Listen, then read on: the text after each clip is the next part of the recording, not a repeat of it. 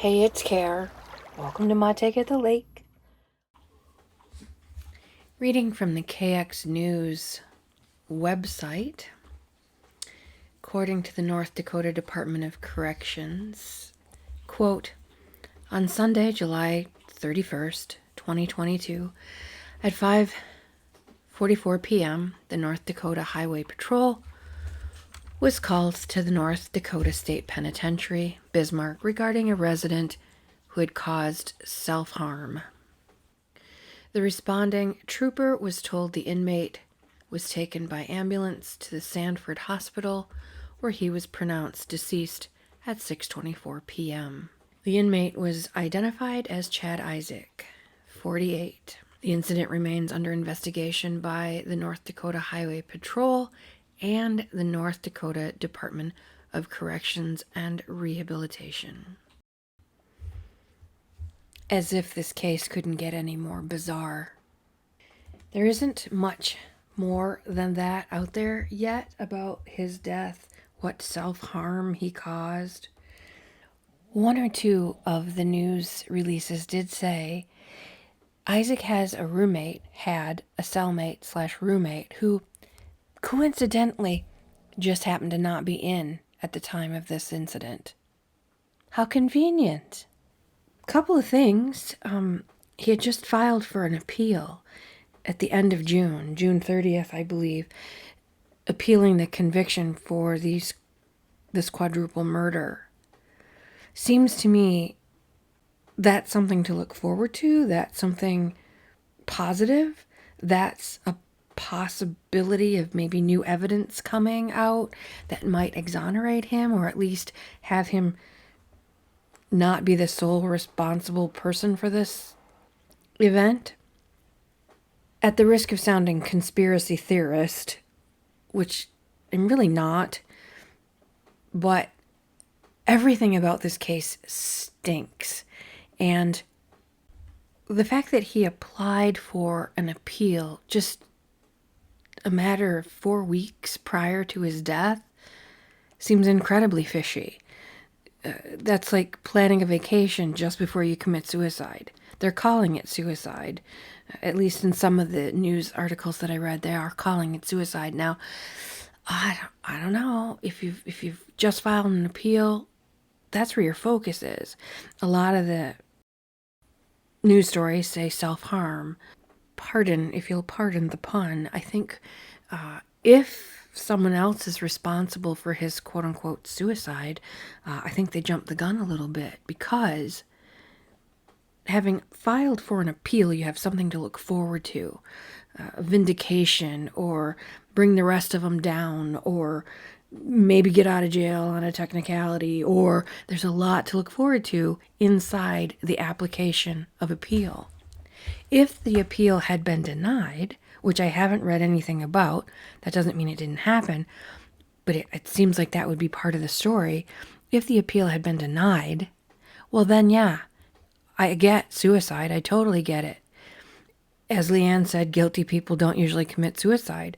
Guilty people have no conscience a lot of the time. It doesn't eat them alive like it does people who are innocent or have been framed or are convicted of something they did not do. That will eat you alive for sure. So I think the timing of it is just beyond belief. Why would someone who has an appeal to look forward to, the possibility of a better circumstance coming soon, why would that person take their life now? Why not, if they're going to take, if he was going to kill himself before an appeal, why not right after the conviction? Again, most of this doesn't make sense. I've been working on a Chad Isaak video part 2. I recorded it and then I edited it ad nauseum. And then having rewatched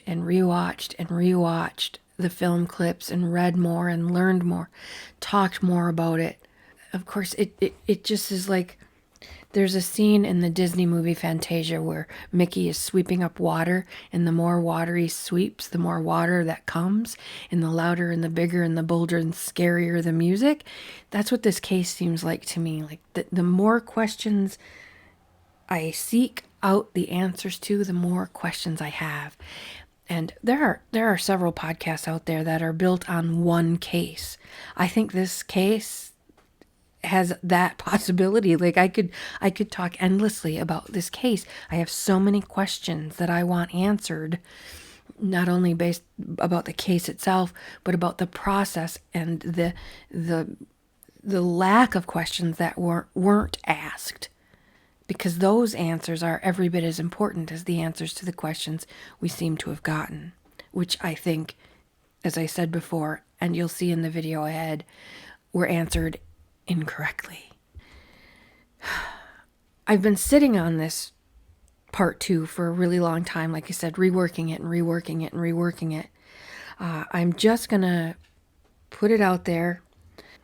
As a result of watching the videos over and over and over again and continuing to obsess on this case, there is compelling evidence against Chad Isaak, at least one or two pieces that really make me question. However, is that enough? Is that enough for quadruple murder? I don't know. So stick around till the end of the video because the compelling evidence is at the end. So grab yourself a cup of something yummy. There'll be a little bit of crafty stuff in the beginning because after all, this is so crafty, it's criminal. Pull up a chair, get yourself comfy, and let's chat about this case a little bit further. And please just note or remember that the video that you're about to see was recorded weeks and weeks prior to Mr. Isaak's death.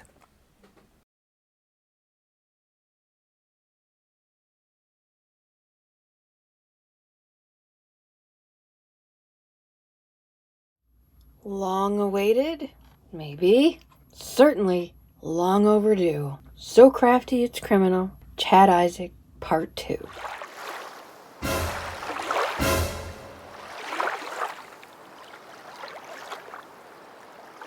What we're talking about, in this case, is reasonable doubt times 1,000. Reasonable doubt, reasonable doubt, reasonable doubt. Let's set the place up, shall we? Woo!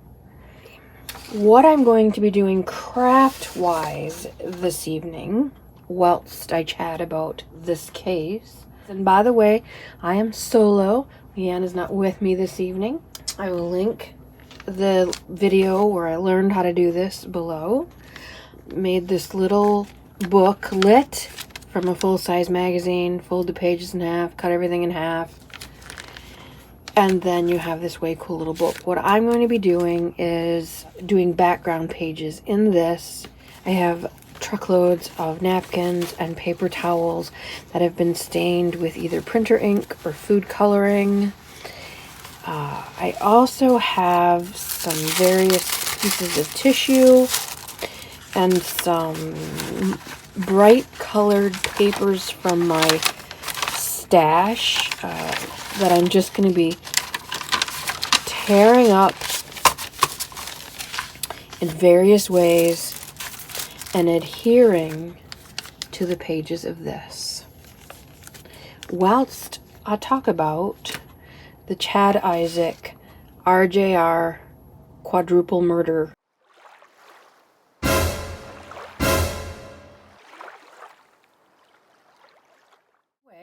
That was it for the crafty chat. I don't have a lot to offer you in the way of how-tos today. That's the So Crafty It's Criminal method, is I'm just going to be mindlessly gluing napkins and tissue to a page. No great shakes. So if you're here for the tip of the episode, that's it. We're mindlessly gluing today. There really isn't much of a tip at all. I'm using Scotch Create glue stick, my bone folder. I'm going to give this new tool from the Dollar Tree a go. If that doesn't work, I've got my old standby, a beautiful dog gift card from Walmart in order to smooth out my gluing, make sure everything is nice and neat. guess I will also be using some of my art glitter glue as well. I'm not quite sure where to start with this RJR thing. Do I start at the beginning or do I start at the end? My take on it, as it were. One of the reasons I've put off doing this is because, oh my goodness, I just get so wound up about this case. If you haven't seen the first one, my friend Leanne came over and she and I had a discussion on camera about this case.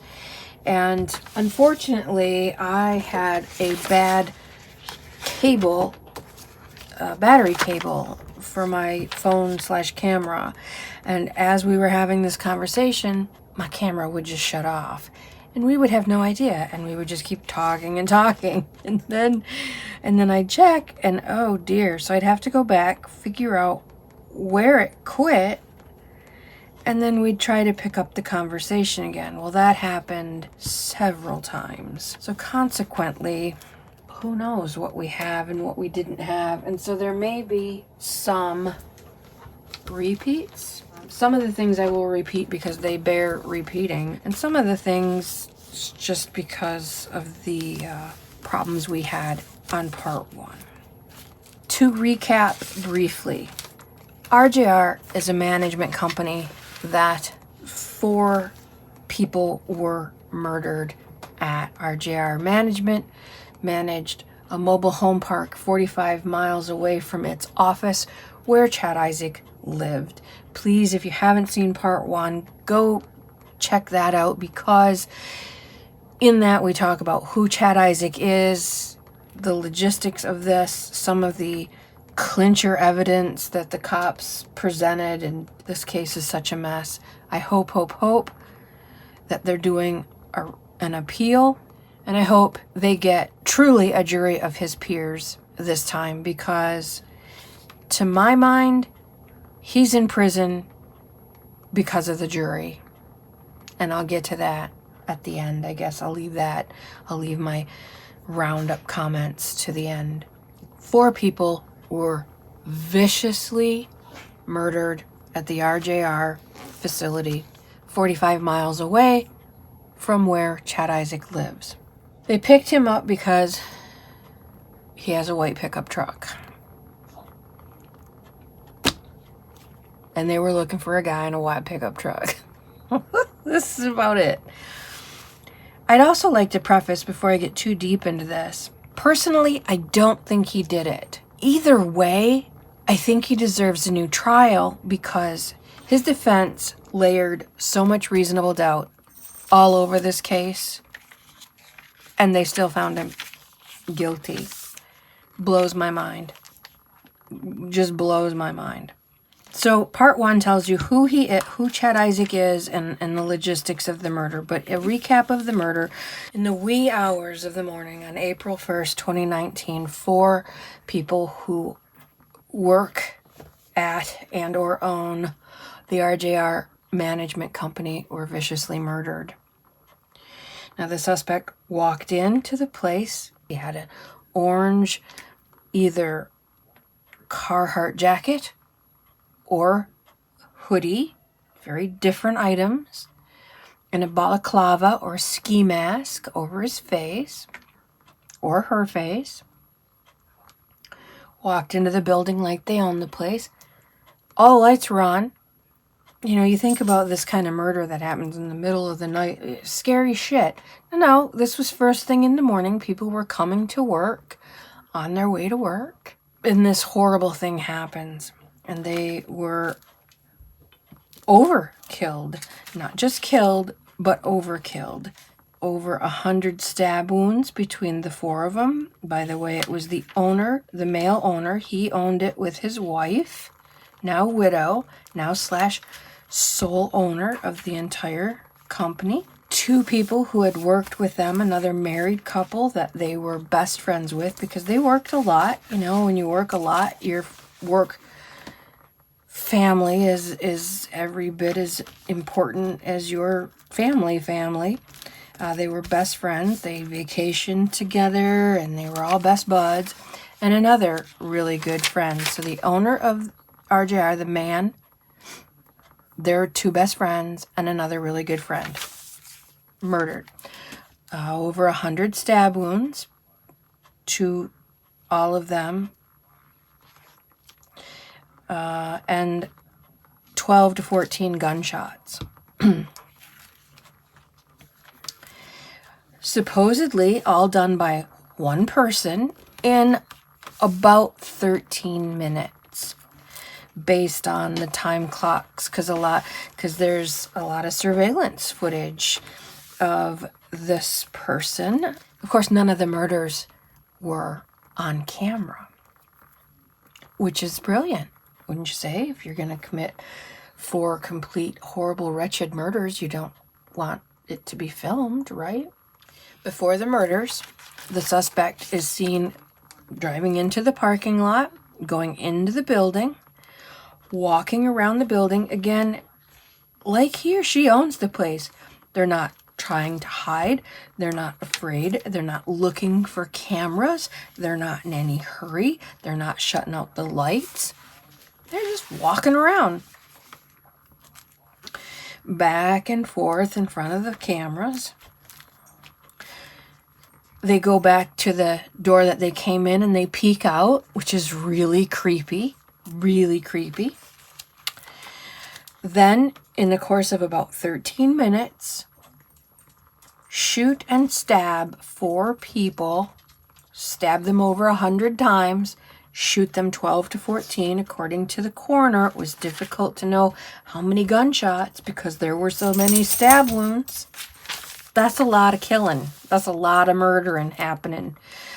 That's what they call overkill. The other employees start coming to work and, of course, discover the dead bodies. By this time, the bad guy is long since gone. And again, if you haven't, please check out part 1 because it explains a little bit of the logistics of what happens next. And I don't want this one to be a complete repeat of that one. I'd like to back up for just a moment to the date that this happened. It happened on April 1st, 2019. April Fool's Day. Ask any cop. If you have a cop in the family, if you have a cousin's boyfriend who's a cop, ask any cop if there's such a thing as a coincidence. And they will tell you no. There's no such thing as coincidence. Stuff like that matters. That it happened on April Fool's Day is not an accident. Now this place is huge. He's seen entering the back garage.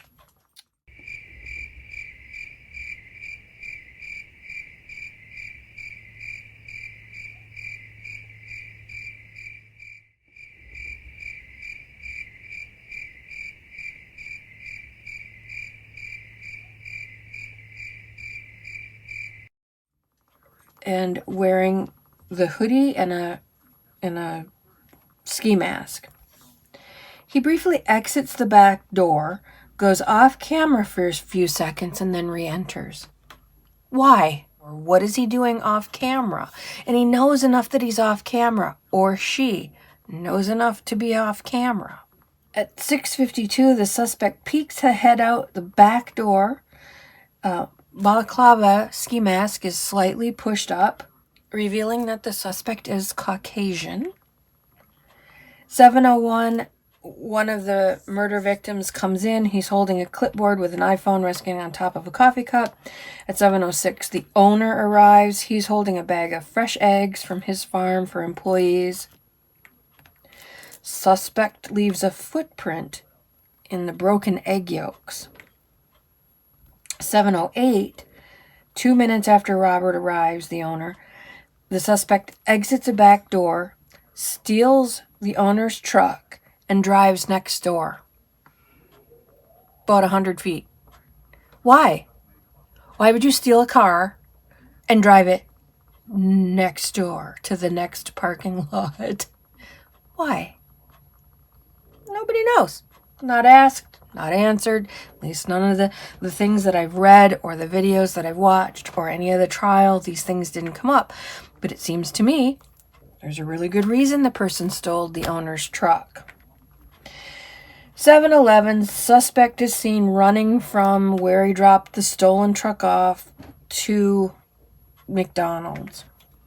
Now, in the first video, we talked at length about the McDonald's employee who, this all happened sort of at the same time, and a McDonald's employee calls in a creepy call. Hey, there's this guy, it's not really cold, but he's wearing a full ski mask, and he's kind of creeping me out, and I want you to look into it. And she mentions boots that have a very distinct number on them. Blue or black jeans, a black jacket, and a ski mask. Now, everything that we have about the suspect coming in, he's wearing hunter orange, blaze orange. She calls in black or camouflage jacket. He could have changed, that's true. But this is a really short period of time we're talking about. Steal a car, kill 4 people, stab them over 100 times, shoot them 12 to 14 times, go in, go out, peek around, dink around in the place. Walking back and forth before the people get there to kill, walking back and forth like he owns the place.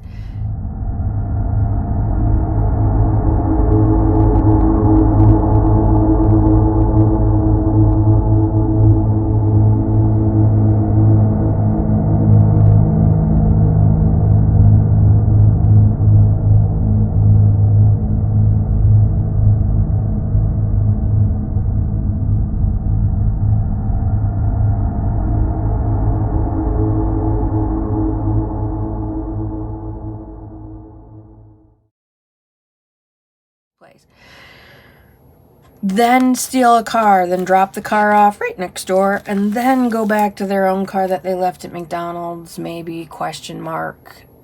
Oh my God, that's all in 13 to 15 minutes? Without breaking a sweat, because they never took their jacket or ski mask off that we're aware of, and without getting a drop of blood on them. Think just for a moment of stabbing 4 people, each 25 times. Let's just make it even. How much blood would there be?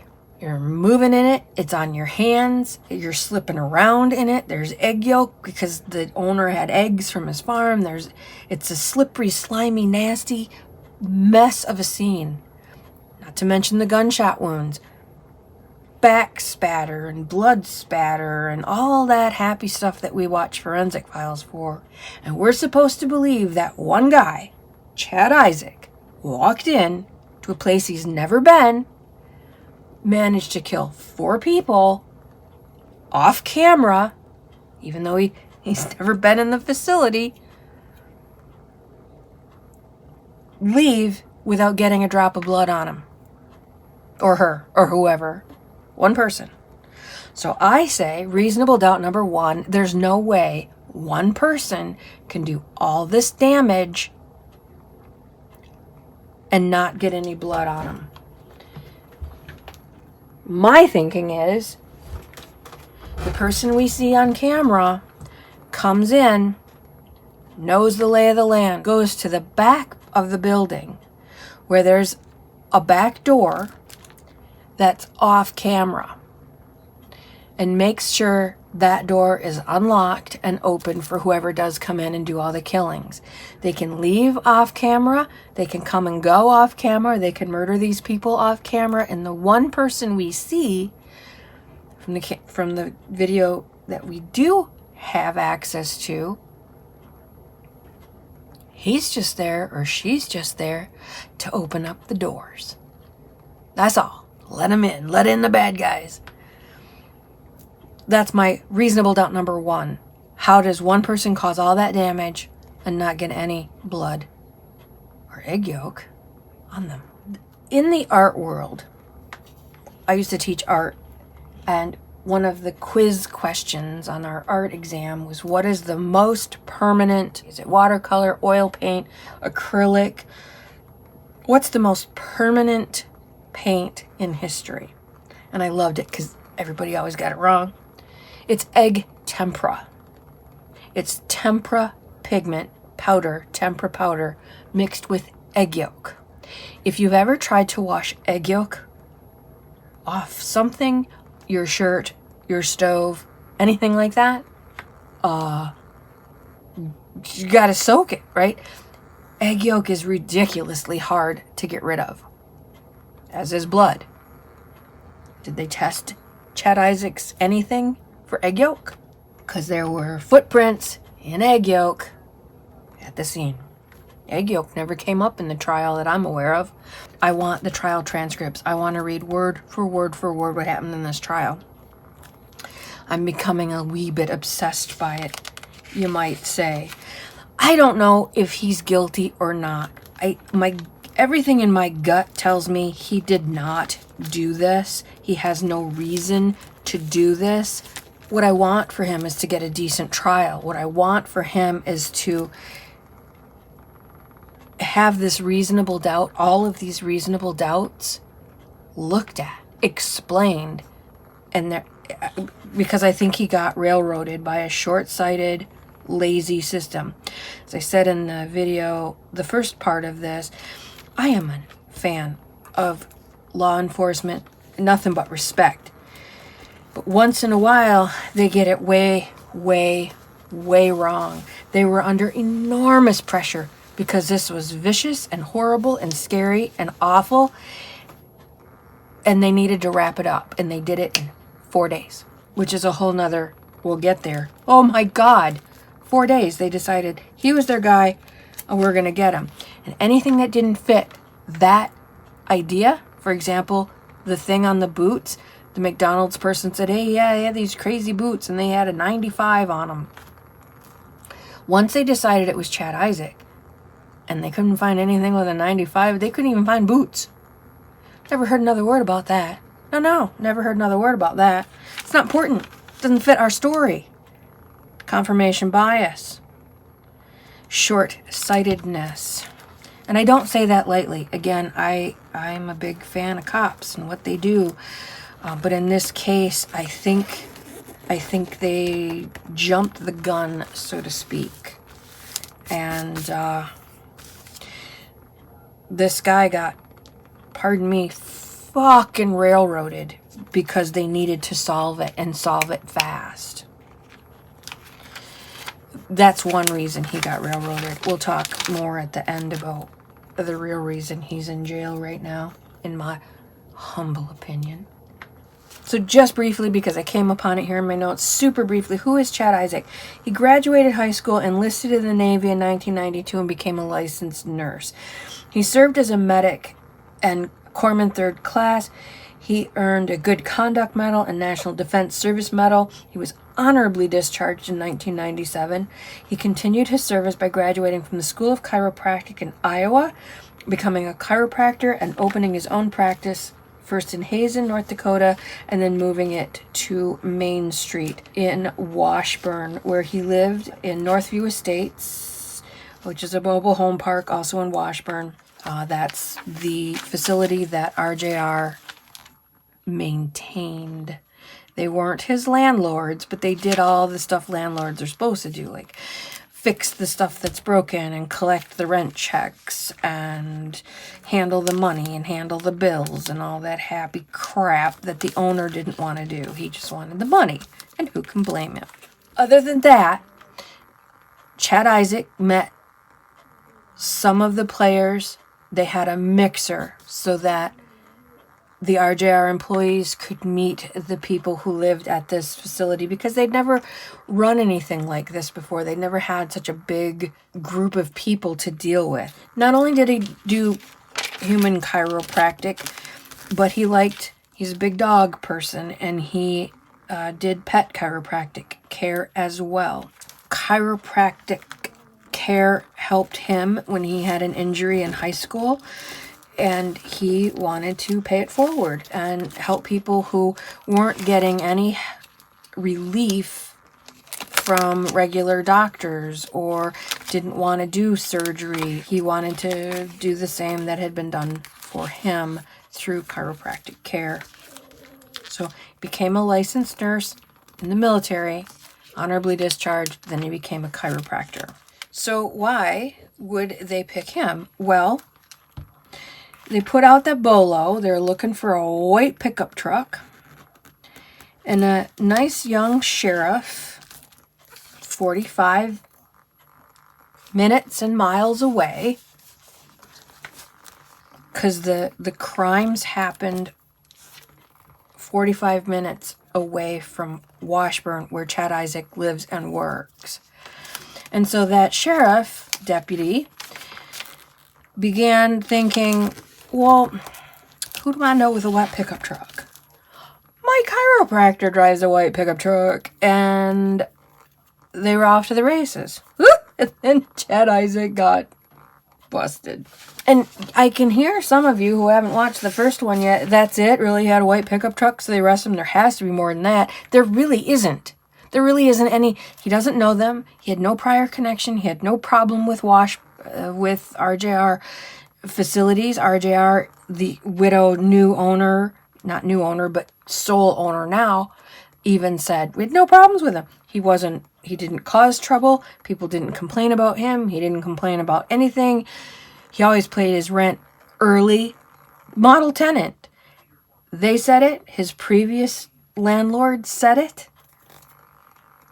Everyone involved in this case, of course, him, his defense, the prosecution, the sheriff's department, all law enforcement, when asked, what's the motive here? Why would he do this? Nobody has one. He has no motive. No motive. One, pardon me, idiot senior detective said in the trial, well, some people just kill for fun. Ridiculous statement. I said that in the first one. It bears repeating. That is a ridiculous statement. While true, some people do kill for fun. They don't just wake up one day, drive 45 minutes away, and slaughter 4 people they barely know, if they know at all. In the morning, when people are coming to work, gonna find them right away. Makes no sense. And in the brilliant words of Judge Judy, if it makes no sense, it's probably not true.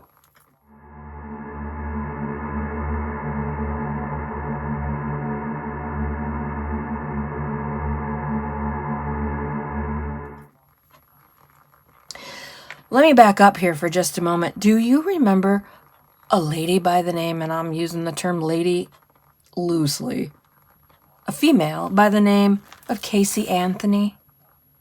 Remember her? Had little Kaylee Anthony, oh so cute, little bright little toddler, girly girl. Disappeared 30 days. Mom couldn't be bothered to call and report it. And her own mother called the cops and said, oh my God, I just found my daughter's car. It smells like there's something dead in there. And they found that little girl with duct tape on her mouth in a garbage bag or some damn thing in the heat of Florida. Do you remember Casey Anthony and little Kaylee Anthony? You know she's walking free. They found her not guilty. Take that in for just a few minutes. She didn't want to be a mom anymore. They have pictures of her partying her ass off. She got new tattoos. She got a new hairdo. She was out partying with her friends. All the while, her girl was gone. Couldn't be bothered to call. And her crazy parents, what do you mean? 30 days? 30 days. You haven't seen your grandchild in 30 days and you're not calling? Something's wrong with that whole effing family. She was found not guilty. Chad Isaak has no motive, no connection. There's barely anything connecting him to it. Everything they have is like a house of cards. And he got life? Why is that? How is that possible? Casey Anthony's free, and this guy is serving life in prison. Okay, after that little rant, a lot of this is ranting, because it just makes me crazy. So I said that there was a sheriff from McLean County who said, I know a guy with a white truck. My chiropractor and my parents' chiropractor. He drives a white truck.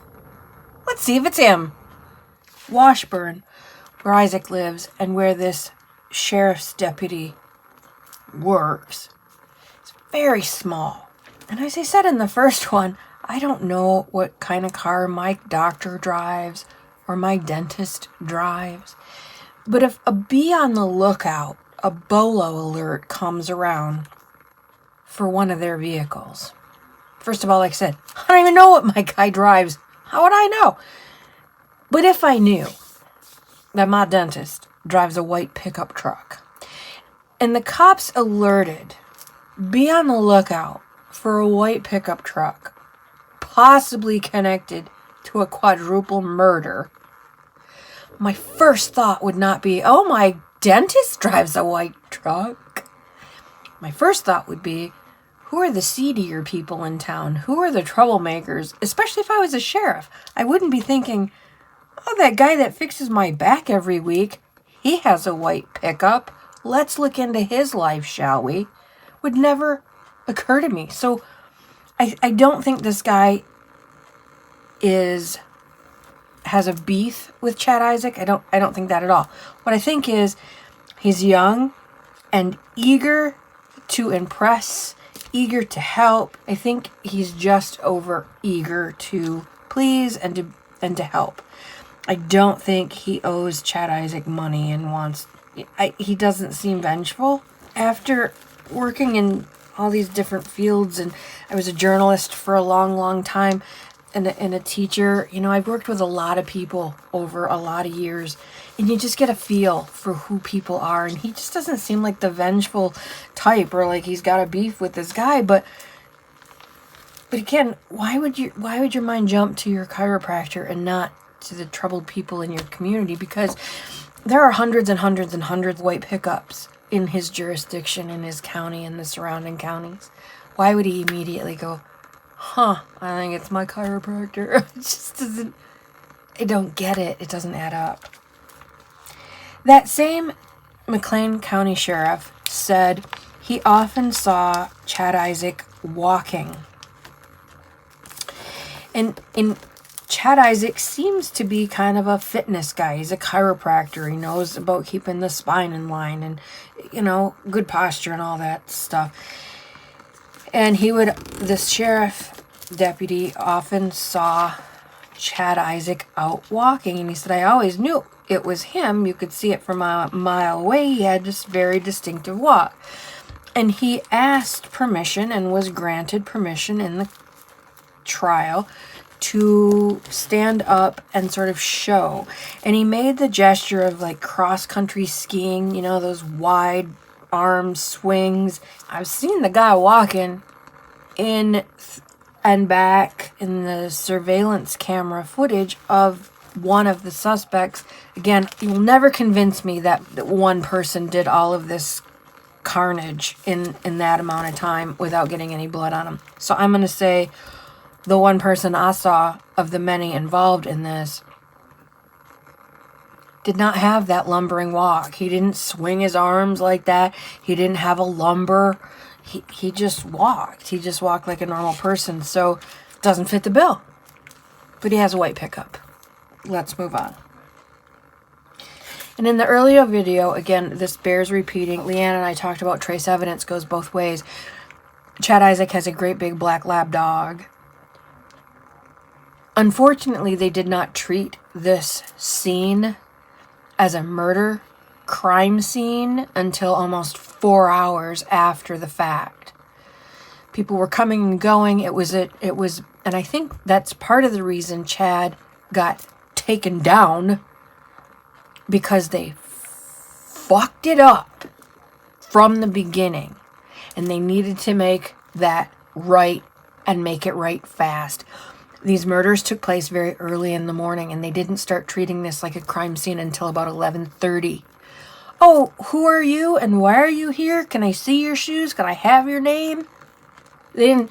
So people were coming in and out and taking food and bringing cigarettes and coming to work and leaving, and some people were coming in to help, and some people were asked to leave, and for 4 hours that crime scene was jacked over. Shame on them. If you're here and you're a true crime buff, we've watched Forensic Files for 20 years.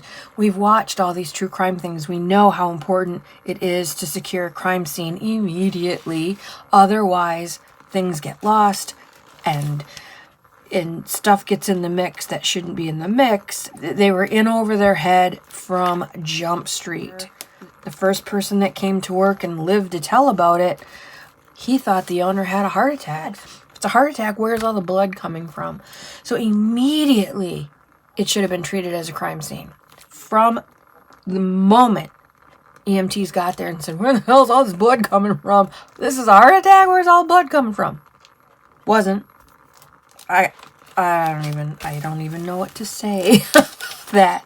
But anyway, trace evidence. They can DNA dogs now, and they can take dog hair and compare it and all that stuff. I want to know if there's hair from Chad Isaak's dog at that crime scene, then he's our guy. He took that dog everywhere. He took him walking with him. He took him to work with him. He had him in his truck. He lived in his house. There's lab hair everywhere in Chad Isaak's life. At his office, in his truck, on his person, in his clothes, in his clean laundry, there's dog hair. If there's no dog hair at that crime scene, he's not our guy. They didn't check for any of that. And this isn't a big elephant in the room. We all know how I feel about my dogs and about dogs in general. One of the things that they made a big deal of, and we may have covered this in the other video, I'm not sure. If so, it still bears repeating. One of the officers, and it seems to me Leanne said that he was a canine officer, and I trust her memory better than mine sometimes. But he said he thought it was really odd that Chad Isaak, one of his first questions was not, why are you arresting me, but take care of my dog. Will you get a hold of my dog, or you take care of my dog? Now, if Chad Isaak had a little Pekingese or a big old Labrador Retriever that was home, safe and sound, that might be a weird question. But when they took him down, and they mentioned that a lot, oh, the takedown, they were quite proud of that. When they took him down, the dog was in the car with him. And they were right alongside a major highway. And there were helicopters in the air and a great big tank type vehicle and all kinds of cops with guns drawn. They opened both sides of Chad Isaak's truck, both passenger and driver's door, aimed their guns at him and told him to get out of the car. Well, when he did, his lab did too. Doo-doo-doo. He went running down the road, and he's loose. He's running wild and free right along a freeway. Just a hop, skip, and a jump across some grass, and he'd be on a major highway. And then the takedown footage, you can see that the Beastly is just out romping, having a good old time. Of course, his thought is, please take care of my dog. He's running loose. Can you take care of my dog? Yeah. As a dog person, I can tell you, no matter what happens, if I'm in the car and my dog is loose, that'll be my first concern. 100%. It's not weird when taken in context. Not at all. Speaking of the takedown, they had him surrounded. They pulled him over. They had helicopter overhead. They had this armored vehicle. They had multiple cops, all guns trained on him. Told him to get out of the car. Told him to lay down, put his hands behind his back, blah, blah, blah, blah, blah. He did all of that. And they thought it was weird. Well, here's the problem with that conversation. Normally they're dealing with guilty people. And when they do the takedown, the guilty people immediately start making their defense. Me?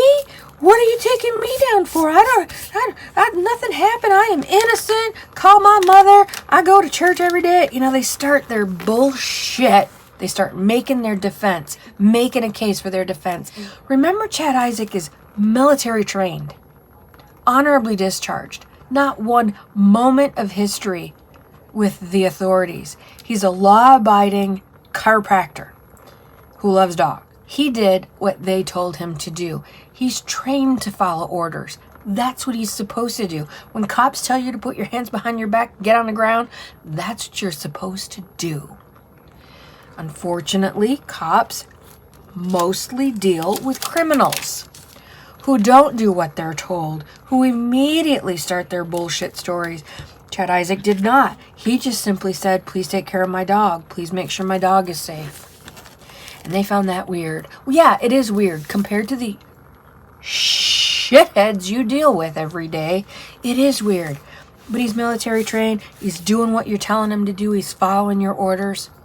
So that he asked about his dog or request that they make sure his dog was safe does not surprise me at all. I would do the same exact thing.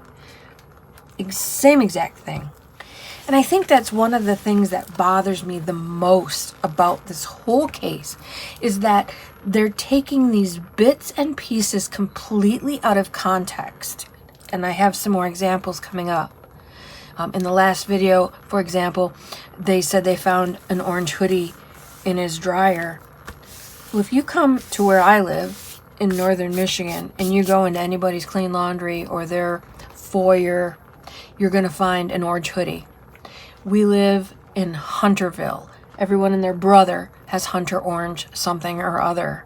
And they have knives and they have guns because they're all crazy for their deer hunting and they're crazy for their turkey hunting and they're all about their Second Amendment rights, and there's guns and knives everywhere. And Hunter Orange, because 80% of the people here hunt. He lives in the same kind of place. Yes, he has a orange, but his look like an orange fleece, like a fleece jacket. And it's clear in the video that the guy's, to me, it looks like two separate things. I pointed this out in the other video. I'm pointing it out again. In one video, it looks like a pullover hoodie with the kangaroo pouch pockets. In another video, it looks like a Carhartt jacket, zip up with pockets on the side seams. An entirely different kind of jacket. To me, that says two people. Two people. At least two people. Because they have different jackets on. Once they decided it was Chad Isaak, they made everything fit that story versus taking all of the evidence and figuring out what really happened. That's an entirely different animal. And it's sadly not new and not uncommon. It just happens that this is a highly visible case. You know, and most times, like, I've been binge watching Forensic Files for you true crime buffs. I don't know if Film Rise has a new, like, they just started their own channel, or if I've missed it all this time, but Film Rise, the people who make Forensic Files, has a YouTube channel. And I've been binge running it for about a week, and there's dozens of ones I've not seen. And I thought I had seen them all times 100, because I've watched it and watched it and watched it since it was a new series. And most of the time, oh my goodness, the detectives, they go to such lengths to, you know, they'll go 20 years and retest that one hair they found, you know, in a burned out vehicle, or an entire house that was gutted, but they found one orange fiber and it linked him to the bad guy. They never give up. That's the majority of the time, thankfully. In this case, really seems like they did not go the extra lengths here. They made evidence fit what they wanted to be true. Another example, mentioned in the first video, briefly re-mentioned here. The McDonald's employee who called in the creepy guy with a balaclava and it's not even that cold, said that the guy was wearing a black jacket. So they go to Chad Isaak's house and they find a black jacket. It's not. If you look at the cops' own pictures, it's the black lining of a brown Carhartt jacket. That's not the same. I don't care how much you want it to be. It's not the same. A black lining of a brown jacket does not a black jacket make. Now, of course, you could wear it inside out. But I guarantee you, someone that lives in a place like I live who know Carhartt jackets are going to go, why is that guy wearing his coat inside out? You can see it from a mile away. Most people won't wear their jackets inside out, but most people don't murder 4 people either. But they were looking for a black jacket. They didn't find a black jacket, but they found a brown coat with a black jacket, black lining. So we'll just say we found a black jacket. Look at their own pictures. Look at their own photographs. It doesn't match what they're saying. They're making shit up. Shame on them. Okay, so I have all those pages glued. I can start the fun stuff now. I forgot about all that part. Another thing mentioned in the first video that I'm going to rehash here just a little bit is that they got very, pardon me, slippery when they started talking about the blood evidence in the vehicles. On one hand, they have the vehicle that they know was at the crime scene. So they know 100% the person who did the murders stole the owner's truck. They know that for sure. That owner's also a white pickup, which is a problem. They got real slimy and vague when they started talking about this. They talk about the white pickup. They don't say Chad Isaak's pickup or the stolen RJR. They just talk about the white truck. The stolen one that's known to be at the crime scene, that is 100% involved in this crime.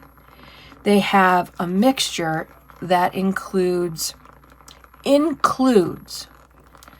at least 2 of the victims. It's a mix of blood, which of course, there's blood everywhere. It's going to get mixed and messy. On that stolen vehicle, they can prove that on outside of both door handles, on the outside, is trace evidence of blood that has a mixture that includes at least 2 of the victims. When they talk about blood evidence in the Isaak vehicle, the one they're not sure was at the place, but in Isaac's vehicle, the blood evidence, there's trace blood evidence that the victims cannot be excluded. Now, included is very different than cannot be excluded. My blood, states away, cannot be excluded from the Chad Isaak vehicle. My dog's blood, states away. I don't know Chad. Never met him before in my life. I have no pony in this race, except for I think he got screwed, and no one else is talking about it, and that pisses me off. My dog's blood cannot be excluded from the Chad Isaak. Do you see? Your blood cannot be excluded from the Chad Isaak vehicle. Can your blood be included at the other? No, it can't. Very different animals. But they weren't specific. When they talked about one, they were very specific and it was very sure. And then they got real sketchy. That's playing fast and loose with the truth. Again, I say, shame on them. So the blood evidence in Isaac's white pickup could not exclude the blood of the victims. In other words, inconclusive. A degraded sample, perhaps there was too little of it to test, or for whatever reason. But if it was the same exact mixture as on the known vehicle, why wouldn't they say that? If they could include the victim's blood on Isaac's vehicle, why didn't they say that? Oh, because they can't. They can't exclude. So that could mean it's Isaac's blood, it's Isaac's dog's blood, it's a deer he slayed, it's an animal he picked up, it's somebody he helped along the side of the road, because remember, he is a nurse. His goal is to help people. It seems to me he'd be the guy that would stop by and say, can I help you? Let's get you to the hospital, and your kid would nosebleed all the way there. They can't exclude. That means they can't include either. Reasonable doubt, reasonable doubt, reasonable doubt. So we covered this at length in the first video. Mr. Isaak has some crazy storage habits. That is for sure. One weird dude with that kind of stuff. Does that make him a murderer? No, it does not. It just makes him odd. Let's look at a few things. So they say that he had bleached some gloves. He bleached some gloves. He did absolutely bleach some gloves. And there's pictures. You can see the gloves are stained. They're dark, maybe navy blue, and they've got bleach stains on them because he did clean the gloves with bleach. And then he tipped a kitchen chair upside down, had 4 legs, and he stuck those gloves on the legs of the upside down chair to dry. If you just murdered 4 people and you bleached your gloves, you're gonna hang them you're gonna just flip up a chair and have them basically waving hello to authorities when they come. He's a smart guy. He made it through the military. He made it through college, so he's trainable. He's not a complete idiot. So on one hand, they want him to be this genius who got away with these 4 murders, these 4 vicious, horrible murders in 13 minutes and got away with leaving no trace evidence, getting no blood on him. He's a criminal genius, and yet he goes home and he's a brain-dead idiot who leaves a knife in his washer, who leaves the fleece orange thing in his dryer, who leaves the bleached gloves he used to kill people on an upside down chair in the kitchen. Can't have it both ways. Look at his whole house. He stores ammunition in a microwave. Unplugged. Microwave nonetheless. Ammunition. He had gun parts in the freezer. Weird, I grant you. He had, I don't know how many pairs of tennis shoes in a tote. All the same size. Tennis shoes, not boots. Tennis shoes, all the same size in his office. Weird. Very weird. Out of context, very weird. In context, very weird. But if you look at the whole of his house and the whole of how he organizes stuff, he didn't do anything out of the ordinary. You murder 4 people, you're going to want to, I don't know, cover some of that up, maybe. Not make it obvious. Why put gun parts in? I don't know. Ask Dr. Google. There's a reason. There's more reason to put gun parts in the freezer than there is to kill 4 people you never met and you have no beef with. So it's clear I have loads of problems with the validity of evidence against Mr. Isaak. One of my biggest beefs, though, of all of this is the timeline. These horrendous murders happened on, as we've covered, April 1st, April Fool's Day, 2019. Chad Isaak was taken down 4 days later. 4 days. So they want us to believe that in 4 days, they interviewed every other possible suspect. They cleared.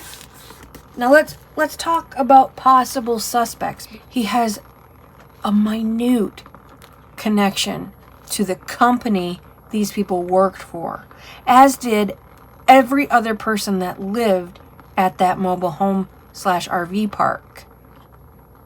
He had the same connection to them as hundreds of other people who just happened to live there. But there were disgruntled, armed employees. There were dozens and dozens of disgruntled tenants who had been evicted for non-payment. There were problem children in the places where RJR managed. There were a whole bunch that were in court, that were litigants, that were either being sued by RJR or suing RJR. Those are pissed off people. There was some party on the premises and they were asked to leave, and there was a whole bunch of it was a biker gang party, and they were all forced to leave. That's a whole bunch of pissed off people who like murdering people and who like revenge and who like retaliation. In 4 days, all the litigants, previous and current, all the disgruntled employees, all the biker gang, all the other people that all the other people that lived in the trailer home, those people were all cleared by a small, over its head police station? Really? In 4 days. Not only did they clear, let's just say conservatively, hundreds of possible other suspects. Not only did they clear them, they also built a case against Isaak in 4 days. That's impossible. And we haven't even talked about the most likely suspects. So I just listed hundreds of possibilities. Angry biker group, disgruntled employees, people in litigation, removed tenants, people being evicted, people who had been evicted, people who lived at the trailer park who have every bit as much a connection to RJR as Chad Isaak. Hundreds in that group. We haven't even talked about his widow, one of the new sole owner of RJR. We haven't even talked about her. Let's talk about her for a minute. The officers interviewed her and decided she had nothing to do with it. It's not her. Okay. Let's talk about her for a few minutes. Holy Hannah. And if you watch go ahead, watch the videos. Mrs. RJR. Fackler. Oh, it's a horrible name, and thanks to those horrible movies, I can't get Fockers out of my mind. Let's talk about her for a minute. Her and hubby were married, long time married. They had a little hobby farm together. They owned RJR together. They lived and worked and loved and had a family and vacationed together, and they did everything together. A little bit too much togetherness for some people. Perhaps. Turns out, Mr. Fackler was having an affair. And not just, the last month he's been screwing a stripper. No. A long time affair. Years and years of an affair with this woman. And here's the best part. Their best friends, the other two people who were murdered, the owner was murdered, another couple, that couple's best friend, and another friend. They were murdered too. And turns out that they all knew about this affair that this guy was having. Everyone knew about the affair except the wife. She swears she had no idea until after the murders, until detectives told her quite some time later. She swears she had no idea that he was having an affair. First of all, I cry bullshit. I've been married. I've been with a guy for a really long time. And you know, I don't care what kind of good liar they are. You know when they're lying to you. She knew about that affair. And that's why I think this took place on April Fool's Day. Fool me once, as the saying goes.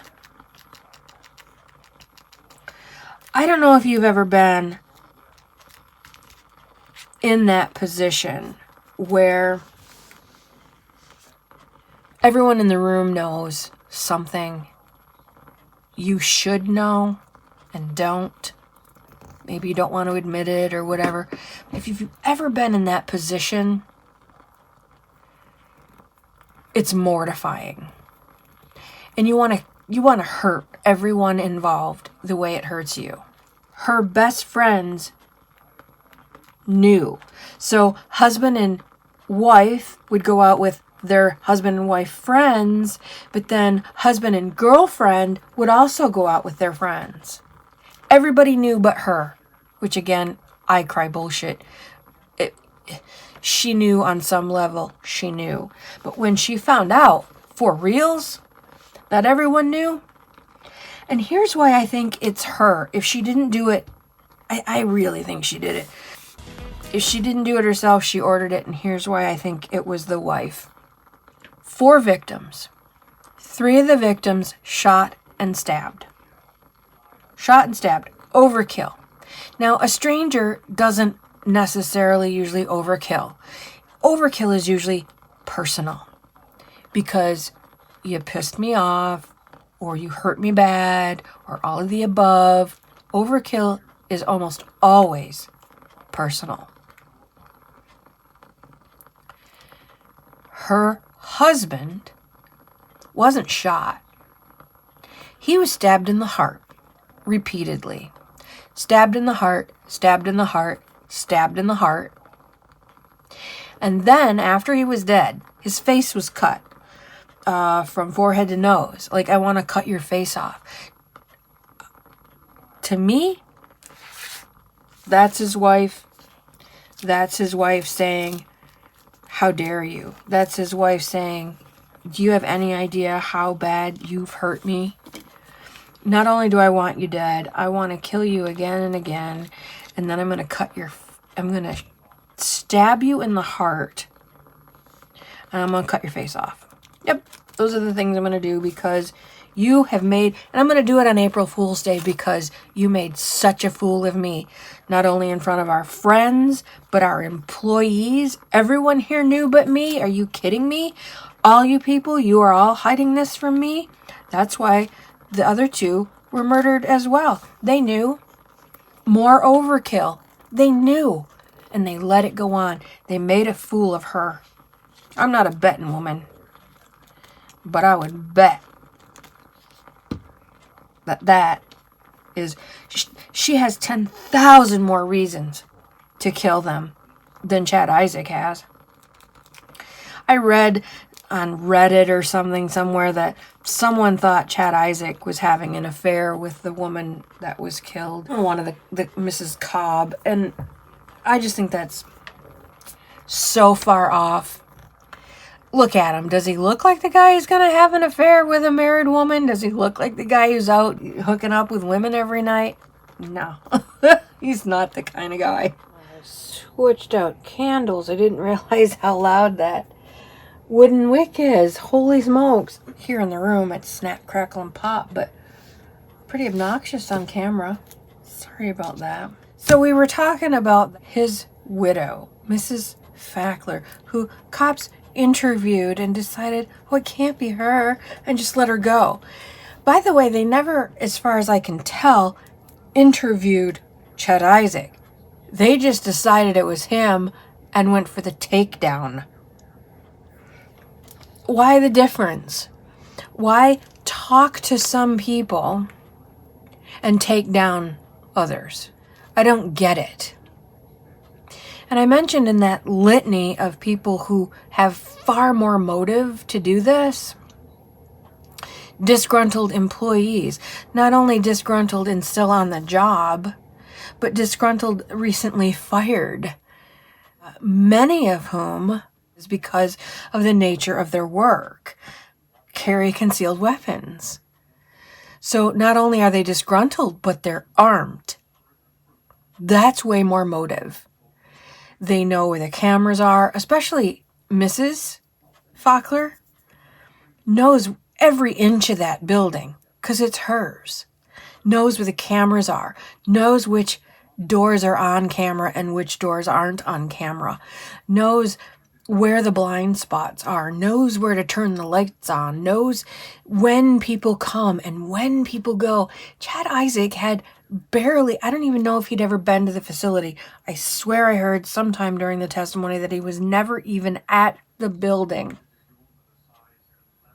So how would he walk in there like he owned the place, never look up for cameras, never worry about being on camera, and murder everyone off camera.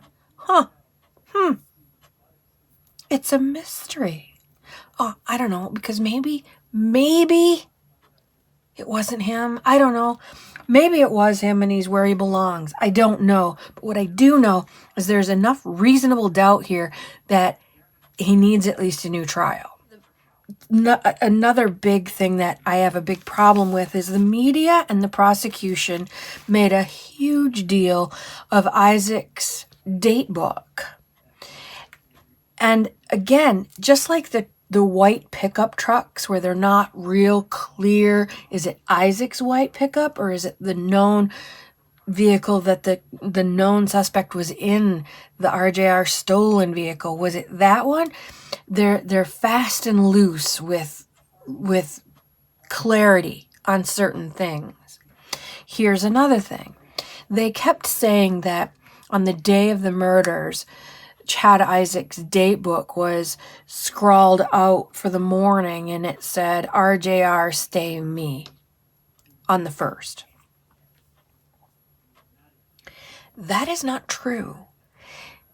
I believe, look at the pictures, it's the Friday before the 1st, which is the last day that his rent is due early. He always paid his rent early or on time. He always paid his rent early. The 1st in 2019 was a Monday. The prosecution and the media made a big deal. Oh, he crossed his calendar out, essentially saying, I'm going to kill RJR people today. It wasn't even the right day. But what I want to know, and what nobody seems to have discussed or asked or brought up, is what do all the other Fridays before the 1st look like?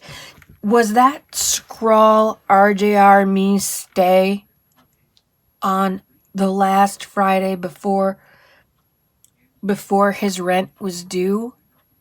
We only have the one. That has to do somewhere near the murders. Not the day of the murders, but around the murders. If every month he did that, then that has no bearing on this case. None at all. If he did it every single month, if it's an anomaly, absolutely. Then we have to look at it as, well, that's weird. Why would he do it this month? RJR, me, stay. What does that have to do with the murders? We'd have to totally look at it. But we're not given that option. We're just given the little snippet they want us to see. Like the one pickup truck, not the 28 that were in the video. They just focused on one. That's not fair. I said it in the first video, I'll say it in this video, and I'm sure on videos to come about other cases. How are juries supposed to give an informed decision if they're not given all the information? If they're only given cherry-picked bullshit, they are going to come to the wrong conclusion. Oh, I get so wound up about this. Other possible candidates for this fun party. I've mentioned his wife had motive, a long-time affair, and everyone around her knew it. All her friends knew it and made a fool of her. She's number 1 on my suspect list. The mistress, maybe she had enough of him saying, I'm going to leave my wife. I'm going to leave my wife. I promise I'm going to leave my wife. Maybe she had enough. Maybe she had enough. And the friends, her friends, didn't push him, so maybe she had enough.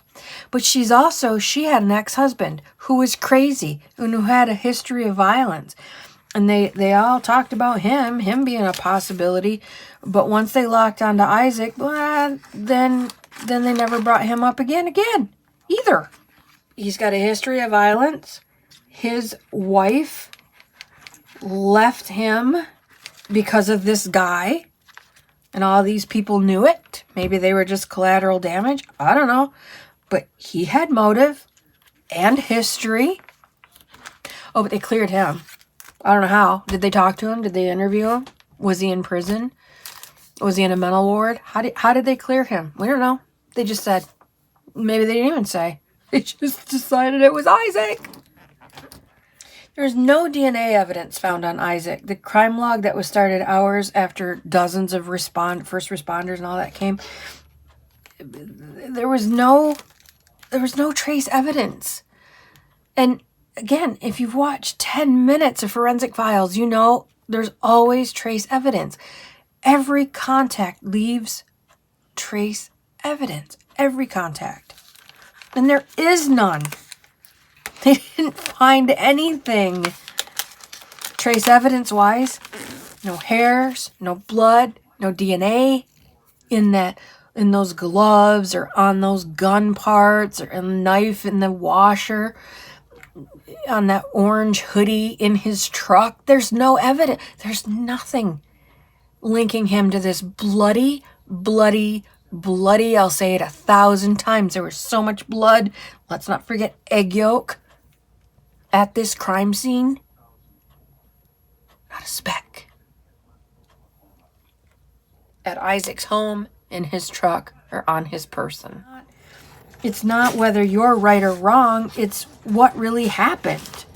We get so wound up in are we right that we seem to lose track of the truth. Rather be right.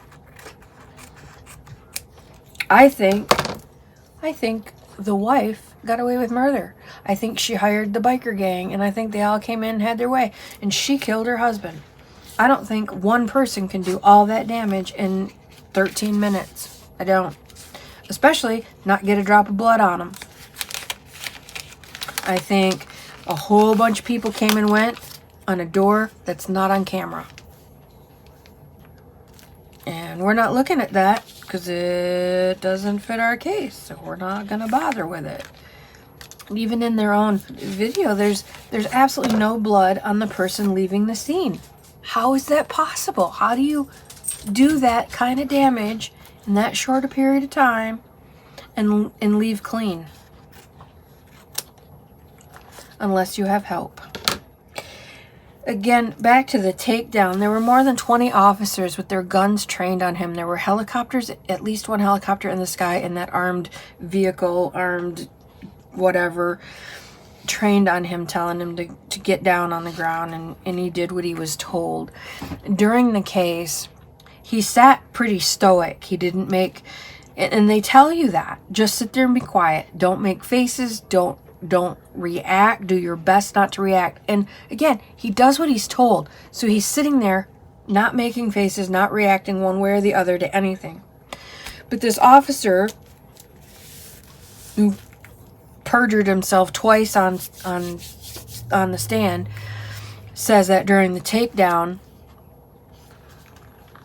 he's the one that said Chad Isaac's demeanor was odd. He didn't even ask why he was being taken down, and he smirked. Can we see that smirk? The defense asks, can we see that smirk? You had your body cam on, is that on video? Oh yeah, it's on video. The prosecution says, we don't need to see the video. The officer just said he saw it. That's eyewitness testimony, which we all know is pathetic and weak at best. Eyewitness testimony, I wouldn't trust it as far as I could throw my house. We make stuff up. We remember stuff different. It changes every time we remember it. Eyewitness testimony sucks. Even if it's an officer. Anyway, he said, oh yeah, you can see it on my body cam. Oh yeah. So the defense said, well, we'd like to see the video. And the prosecution said, no, we don't need to see the video. He just said it. And the defense says, yeah, we need to see. If we can see it, then let's see it. And of course, you can't see it. There is no smirk. It didn't get recorded because it's not there. But during that same officer's testimony, he was asked about, well, what would have happened had Isaak resisted? Because he did what everyone was telling him, get out of the car, get out on the ground, down on the ground. 20 guys with guns trained on you, telling you get on the ground. And he got on the ground. What would have happened had he resisted? What would have happened had he not followed the rules? And at that moment, Chad Isaak goes, bang, bang. He doesn't say anything. He just goes, pfft. Like, what would have happened? They'd have shot me. And as Chad Isaak's going like that, the officer on the stand says, well, we don't like to, but we'd be forced to use lethal force. At the same time, Chad Isaak, and the media went crazy. He's been really quiet this whole time, but when they were asked about that, he pointed right at the officer and went, bang, bang. No, he didn't. If you watch when the question is asked, when the officer answers, and what Chad Isaak does, he's answering the question. What would have happened? They'd have shot me. He's not aiming at the officer. He's not threatening the officer. But the media and the prosecution twisted that whole thing. The only time the guy reacted, what would have happened if he'd not done what he was told? They'd have shot him. He reacted to that and then got hung out to dry for doing so. But it's so twisted how they see. We're seeing the same thing. I see a guy answering the question, hypothetically. To me, it's so clear. And then the media are saying, oh, he was pointing right at the officer. No, he wasn't. He was pointing at the table. But when people hear, oh, the only time he reacted, he pointed like he was going to try and shoot the cop, that makes him sound like a bad guy. That makes him sound like a crazy-ass murderer. Of course it does. For people who don't watch it or don't pay attention. So when I was watching this on the court TV as they were posting them, I was reading the commentary. And so many of the commenters said stuff like, dull and boring the opening statements were from the defense attorney. Oh, he needs to just wrap it up. He's so boring. He's so dull. Ugh. To me, this just screams short attention span theater. It didn't have bright lights and big city, and it wasn't exciting. But if you listened to his defense attorney, and in fact, when I was telling my mom about this case, her first reaction was, oh my God, it sounds like he needed better attorneys. And I said, his attorneys were magnificent. They were smart and educated and intellectual and intelligent and brilliant. But in our day and age, those are all downfalls. They needed comic book pictures, short sentences. Let me draw you a picture. Let me make it real simple for you. To me, the defense, everything the defense said and did was over the heads of the jury. Plain and simple. The jury couldn't be bothered to think that hard about what this guy was trying to explain. They didn't understand the confirmation bias. They didn't want to take the time or the energy to listen. Remember, 2 of them fell asleep during the trial because, well, there was a lot of talking and there weren't a lot of pictures, and people are just, pardon me, fucking stupid. I'll never ever forget, after the O.J. Simpson trial, DNA was in its infancy. We knew nothing about it at the time, very little about it. Like now, we understand it's as good as, if not better than, a fingerprint. We get that now. There was an interview directly after the trial with one of the jurors of the O.J. Simpson trial. If you go back and watch that, there's DNA evidence presented that says the odds of it being anyone but O.J. are like a gajillion to 1. And this one juror came out and she was asked about the DNA evidence. What, if any, weight did that DNA evidence have on the jury's deliberation and what they decided in this case, which again, he's innocent, not guilty. Okay. Well, those scientists, they said it was like 67 billion to 1 that it wasn't him. And there's not even that many people on the planet. So I don't know what they think they talking about. Oh my God. totally missing the point that those odds are so high because it's him. Those odds are so high. Yeah, there's more. That's more than there are people on the planet. That's exactly the point. And it was lost on them. Lost on them. Chad Isaak is serving life in prison.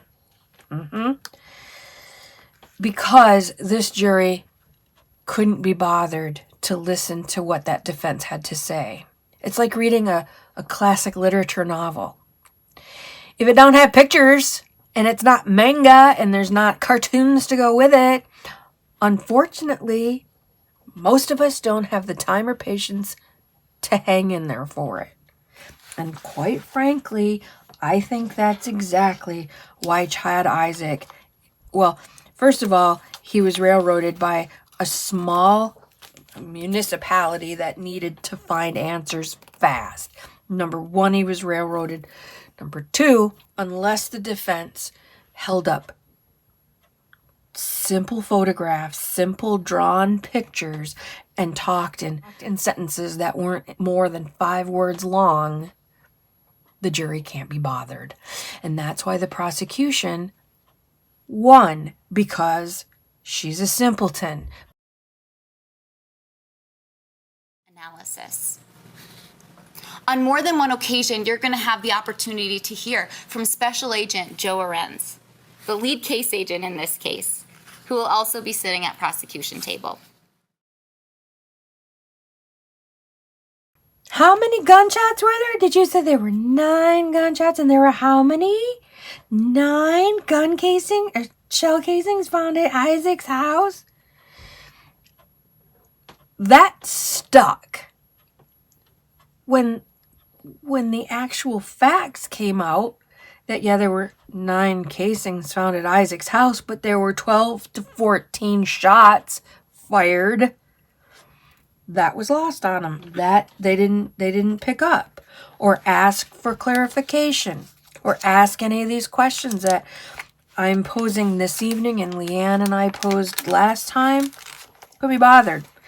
I just want some coffee. When do we get home? When can I go home? I want to play my game. I want to, for real, people.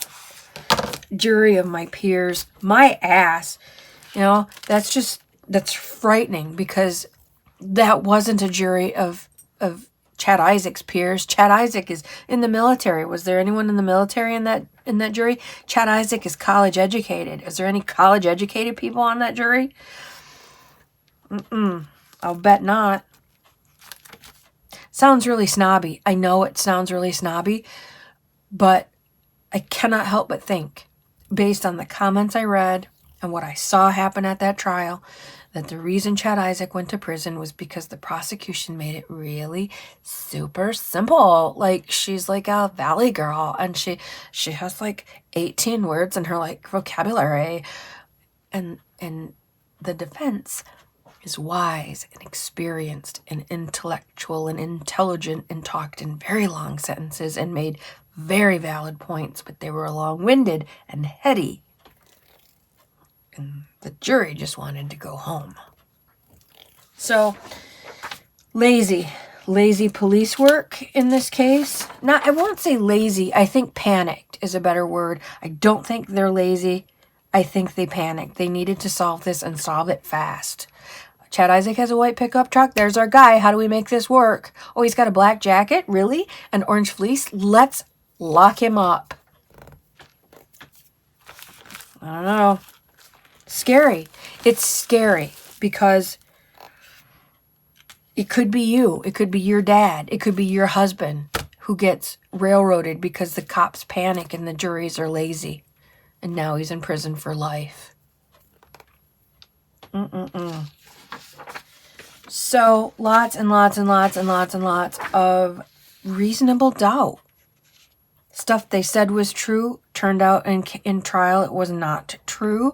Things the cop said, like his whole house smelled of bleach, turns out that's not the case. Lack of DNA evidence, so many more people with so many more motives. No dog hair. Let's talk about dog hair. Where is the black lab hair at that crime scene? Show me a black lab hair and I will shut up forever on this case. If there's hair from Chad Isaak's dog at that murder scene, then game over. Never even brought it up. So many possible other suspects with far more motive. So many evidence, things that kind of fit, but when you really look at it, don't fit at all. Sad. It's very sad. Sad.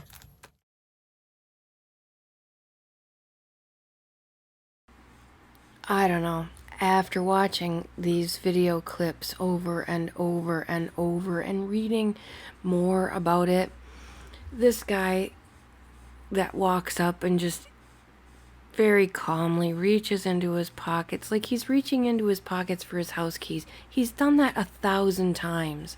This is not some guy who's breaking in with a piece of wire.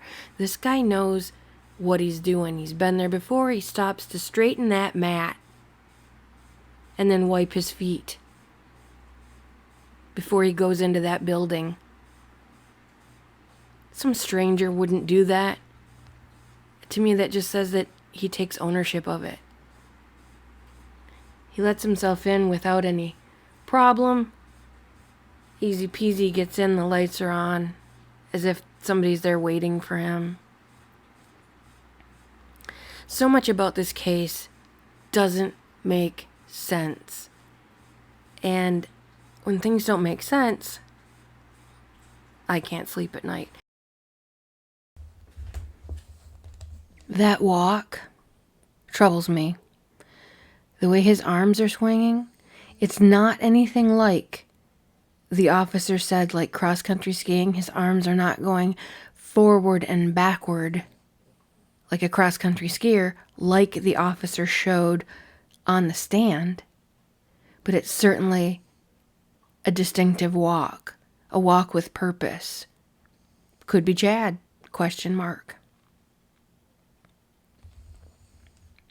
This guy's all in black. Got that same walk. This is 1 week before and the day of the murders. Somebody did a walkthrough.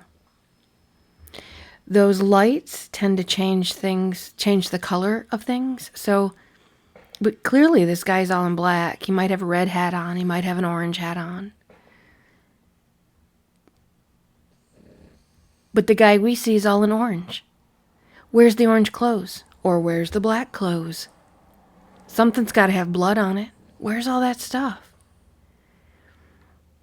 Again, very distinctive walk. And he's doing a walkthrough. Whoever did this 1 week prior to the actual murders drove the same route, walked the same route, sort of did a dry run 7 days before the murders.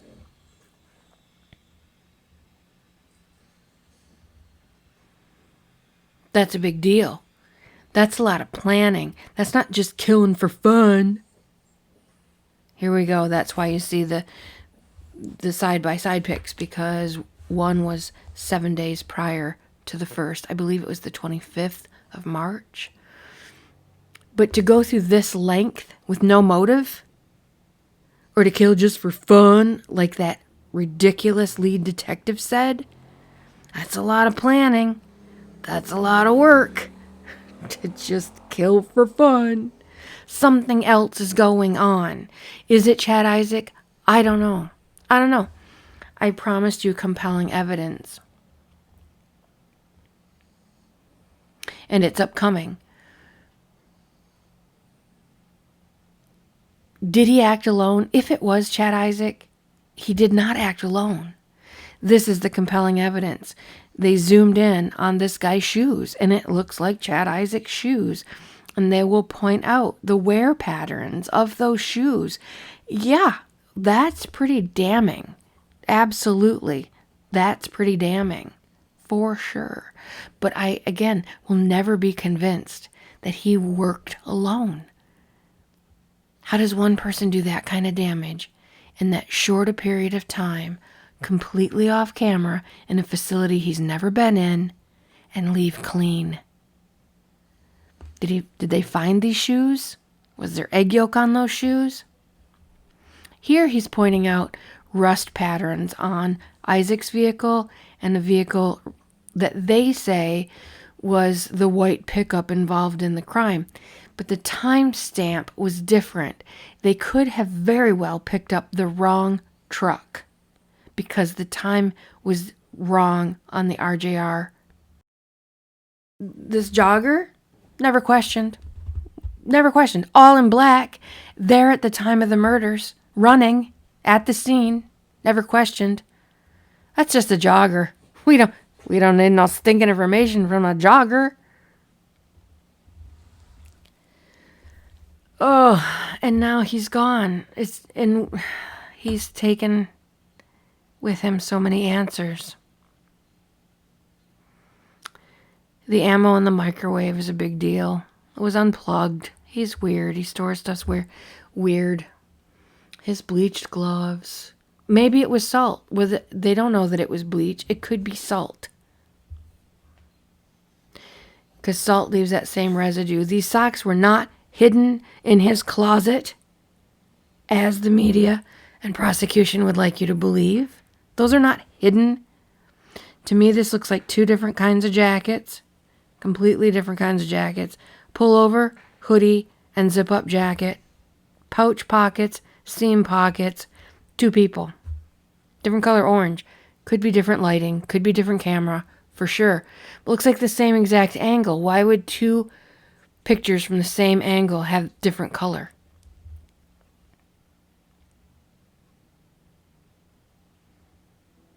That knife did not stab 4 human beings to death. With that tiny, tiny, tiny little bend at that tiny, tiny, tiny little tip and no guard on it.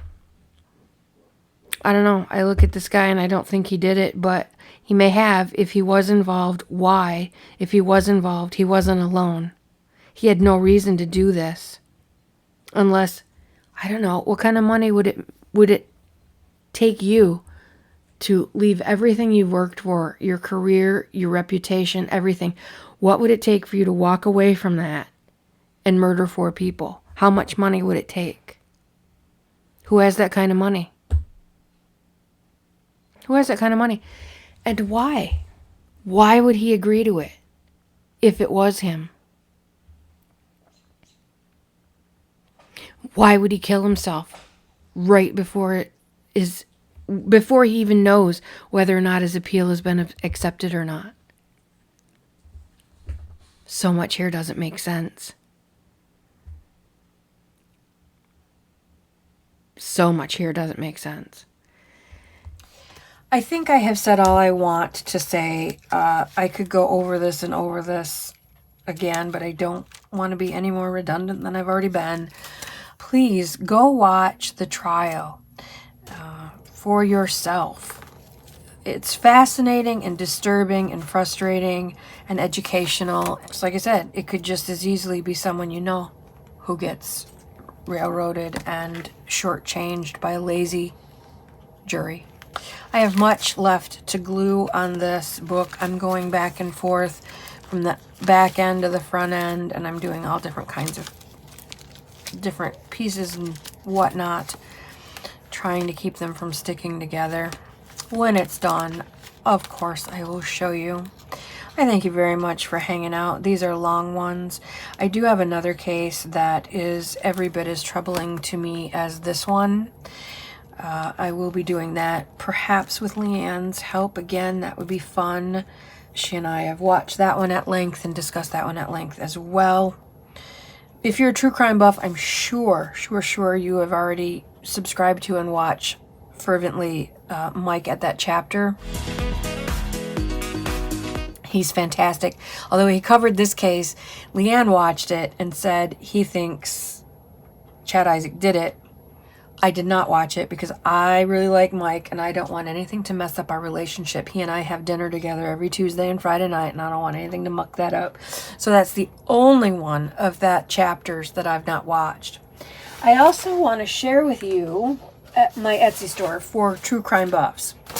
Have you seen the book journals book diaries where you write down the title of the book that you read and the author and when you read it and how long it took and what your thoughts were and favorite passages and favorite quotes, other things you've read by that author, and just kind of keep like a reading diary.